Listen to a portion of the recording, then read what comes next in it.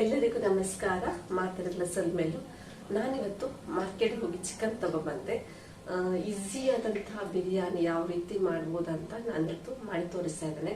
ನಾನು ಇದನ್ನ ಖುದ್ದು ಇನ್ವೆನ್ಷನ್ ಮಾಡಲಿಲ್ಲ. ನಾನು ಮುಸ್ಲಿಂ ಫ್ಯಾಮಿಲಿಯಿಂದ ಅದು ಮಾಡಿರೋದನ್ನ ನೋಡ್ಬಿಟ್ಟು ನಾನು ಕಲಿತು ಒಂದ್ಸಲ ಮೊನ್ನೆ ಮಾಡಿದ್ದೆ.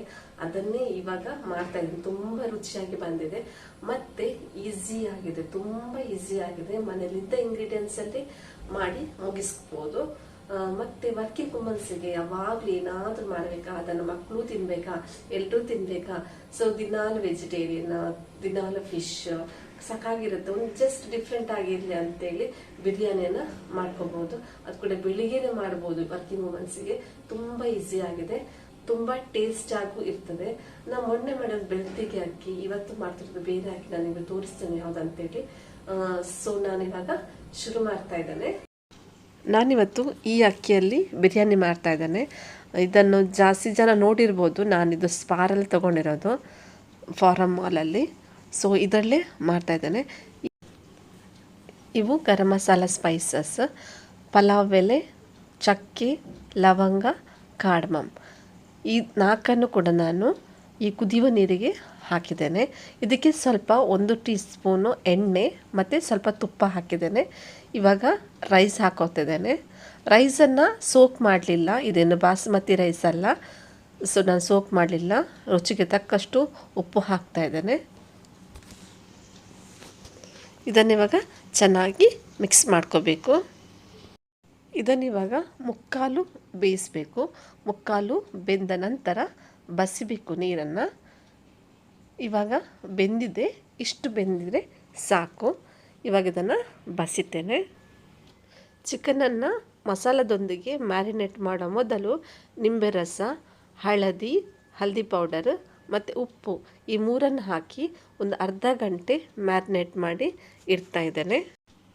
ಚಿಕನ್ ಬಿರಿಯಾನಿ ಮಸಾಲ ಮಾಡೋದಕ್ಕೆ ದೊಡ್ಡ ಕಟ್ಟು ಕೊತ್ತಂಬರಿ ಸೊಪ್ಪು ತೊಗೊಂಡಿದ್ದೇನೆ ಮತ್ತು ಸ್ವಲ್ಪ ಪುದೀನ ತೊಗೊಂಡಿದ್ದೇನೆ. ಇದನ್ನಿವಾಗ ನಾನು ಗ್ರೈಂಡ್ ಮಾಡ್ಕೋಬೇಕು. ಇದರ ಜೊತೆಗೆ 5 ಟೊಮ್ಯಾಟೊ, 4 ಈರುಳ್ಳಿ ಮತ್ತು ಒಂದು 5 ರಿಂದ 6 ಹಸಿಮೆಣಸಿನಕಾಯಿ ತೊಗೊಂಡಿದ್ದೇನೆ.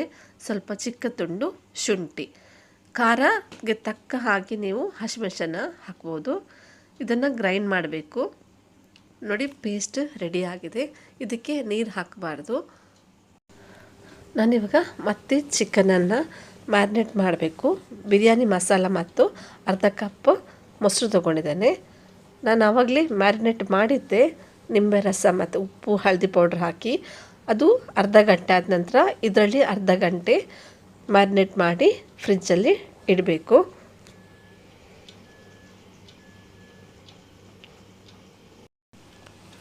ಇವಾಗ ಒಂದು ಪಾತ್ರೆಗೆ ತೆಂಗಿನೆಣ್ಣೆ ಹಾಕ್ತಾಯಿದ್ದೇನೆ. ಪಾತ್ರೆ ಬಿಸಿಯಾಗಿದೆ. ಬಿಸಿಯಾದ ನಂತರ ತೆಂಗಿನೆಣ್ಣೆ ಹಾಕ್ತಾಯಿದ್ದೇನೆ. ತುಪ್ಪ ಇದ್ದವರು ತುಪ್ಪ ಹಾಕ್ಕೋಬೋದು. ತುಪ್ಪ ಹಾಕಿದರೆ ತುಂಬ ಚೆಂದ ಟೇಸ್ಟ್ ಬರ್ತದೆ.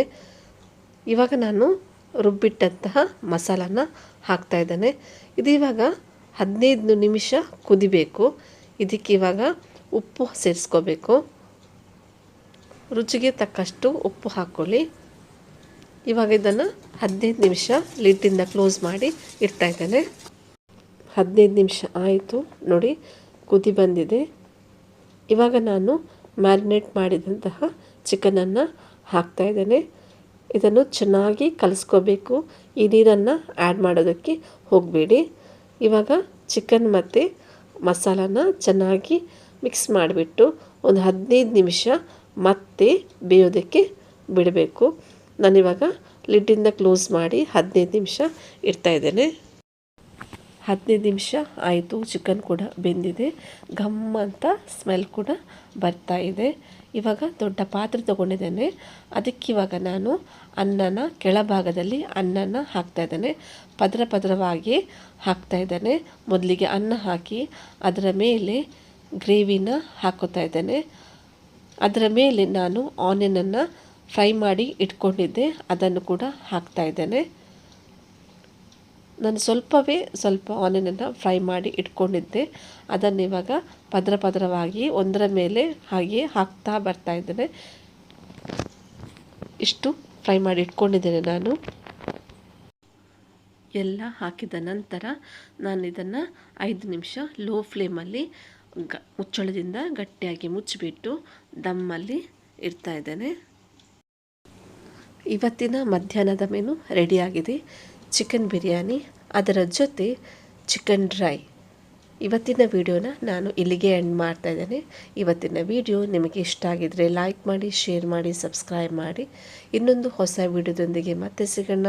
Until then take care, bye. Thank you.